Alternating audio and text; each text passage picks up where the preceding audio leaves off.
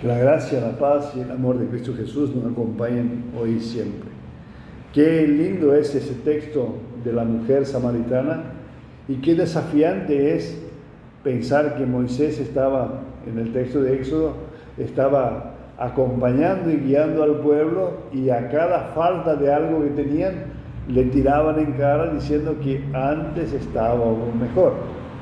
Antes, bajo la esclavitud del faraón, teníamos la comida garantizada y el agua garantizada. Ahora no tenemos nada, no tenemos comida, no tenemos agua, y el clamor y la duda eran presentes todos los días.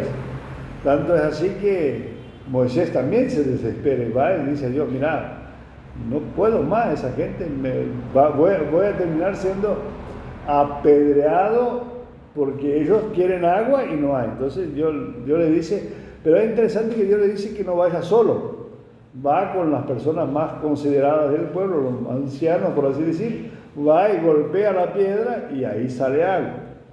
Y ese mismo pozo que después quedó allí, porque esa gente quedó ahí donde había agua por mucho más tiempo, pero no llegó a la tierra prometida, llegaron mucho más tarde. Ese mismo pozo es donde Jesús después aparece tomando agua, o queriendo tomar agua. Y es raro que alguien que esté viajando no tenga algo para engancharse en un pozo y sacar agua. Y Jesús espera. Ese diálogo es uno de los diálogos más ricos del Evangelio, porque muestra un tironeo muy fuerte entre lo que es el cristianismo o lo que es el seguimiento a Cristo desde una perspectiva de los judíos y de los otros pueblos, que en el fondo venían de la misma origen, que venían de Jacob también, venían de ese mismo pueblo, pero eran pueblos que estaban ya divididos por la historia, por la guerra que habían tenido entre ellos. Y esa mujer le dice: bueno, pero qué raro que vos, siendo judío, vas a hablar conmigo, que soy samaritano, ¿no?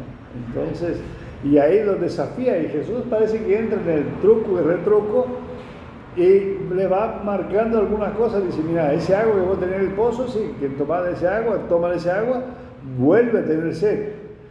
Ahora, del agua que yo le doy, o de la comida, que después le dice a los discípulos: la comida que yo tengo no tiene más hambre y sed de por vida. O sea, es fuente de vida eterna. Entonces, es allí donde Jesús también se revela a esa. Es raro, ¿no? Porque pensar que la religión del judaísmo estaba planteada en torno al templo, y Jesús allá afuera, lejos en Samaria, en un pozo, revela que allí Él es el Cristo, y no en el templo, no en donde la gente esperaba que Dios revelara. Siguiendo la misma lógica del nacimiento de Jesús, el nacimiento de Jesús tampoco es en el centro del poder, no es en Jerusalén, ni en la ciudad de Belén, ni en el centro, es en las afueras, en un pesebre. Pareciera que Dios estuviera, y Jesús estuviera jugando con nosotros, para que decir que allí donde nosotros decimos que está Dios, que está puesto y colocado, no es bien allí. Entonces nos quiebra la lógica de la perspectiva religiosa de por siempre, que es de controlar también lo religioso. Entonces ahí la carta de Romanos nos marca un poco que dice que, bueno, nadie pudo salvarse por sí solo, y después dice, y nadie puede salvarse por sí solo, y después dice que es Dios quien nos salva por obra de Cristo, por el ofrecimiento de Cristo en sacrificio nuestro. Y ahí nos da un sentido de salvación distinto de la salvación por nuestra propia voluntad. Entonces ahí Jesús también le marca a la mujer que no es porque ella va a sacar ese agua, que ese agua le va a dar fuente de vida eterna. No es y ahí también hay un tironeo, ¿viste? La gente del pueblo de donde ella estaba tampoco le creyó de primera, pero que Jesús quedó 2 días más ahí y le escucharon, ahí sí reafirmaron la fe. Entonces hay una forma de verse como cristianos que a veces nos pone en un lugar de la gran certeza. Nosotros que somos seguidores de Cristo ya tenemos la salvación. No, nosotros tenemos seguidores de Cristo, tenemos la certeza que Cristo se ofreció por nuestros pecados, murió por nosotros, pero igualmente debemos seguir trabajando y poniéndonos de acuerdo con Jesús en cuanto a las cosas de donde podemos encontrar a Dios en ese mundo. Y a veces no queremos encontrar a Dios, queremos encontrar otras cosas, y ahí se nos complica un poco la situación. Y yo diría que el desafío hoy para nosotros como protestantes, evangélicos, luteranos, no es decir que Dios está aquí. El desafío para nosotros es decir que somos pecadores y somos necesitados de esa gracia que Dios derrama sobre nosotros, sin merecimiento, sin obra nuestra. Y eso es muy fuerte porque es muy difícil para entender que cómo es eso que Dios me da la gracia sin que yo la merezca.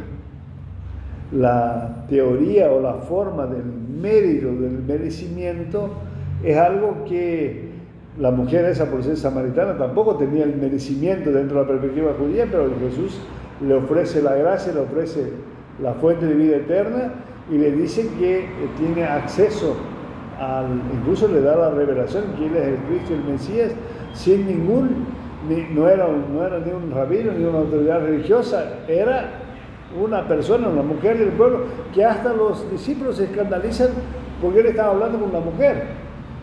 Y dice, ¿cómo está hablando con una mujer samaritana aparte? Que no era normal para ellos. Entonces, allí entender que esa gracia es un don de Dios derramado y dado por nosotros sin que nosotros merezcamos, es muy fuerte porque entender a Dios afuera de nuestra lógica humana es muy difícil, porque es mucho más fácil entender a Dios desde la lógica humana del premio y castigo.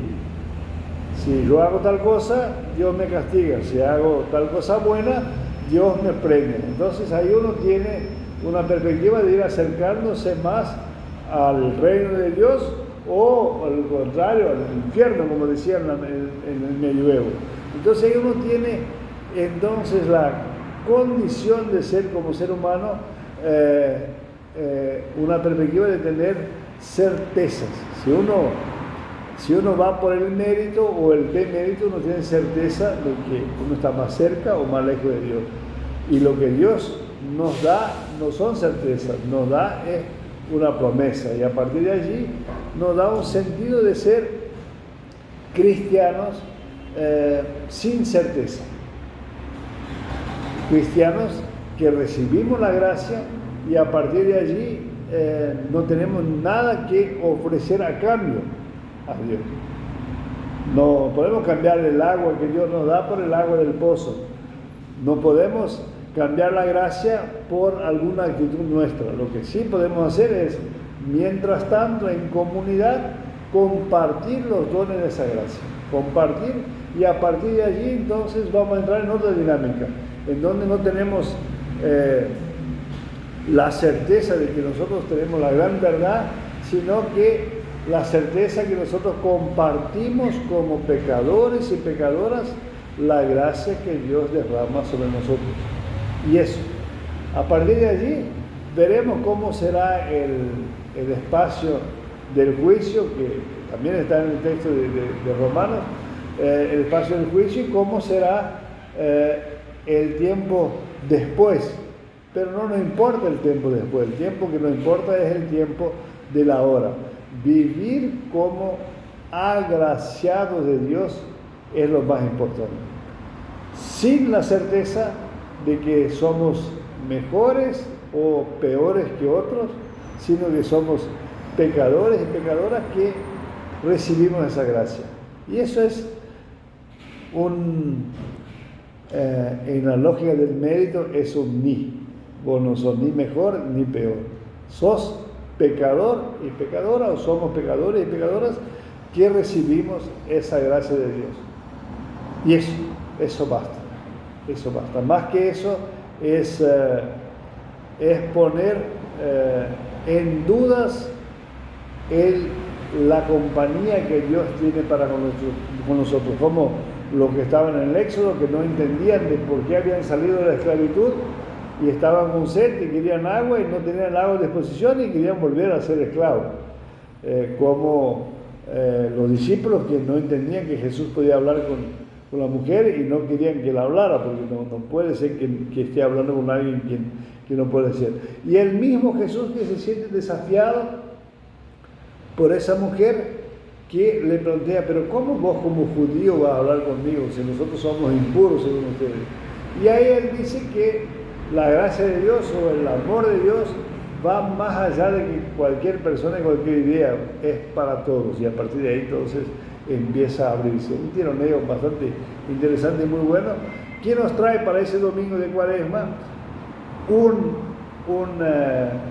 un hecho que es la revelación de Jesús como Cristo a una persona de las afueras, no del centro religioso, de la periferia, del lugar menos esperado, y la otra es la manifestación de esa gracia de forma universal para todas las personas. Si nosotros logramos encontrarnos bajo esa universalidad de la gracia y en la periferia de los centros que a veces nosotros ponemos en nuestra vida, en nuestros lugares, en nuestros espacios, nos llamaría entonces a quizás cambiar nuestra forma de ser cristianos y cristianas. Que Cristo Jesús nos bendiga, nos guarde y nos acompañe en ese día y siempre. Amén.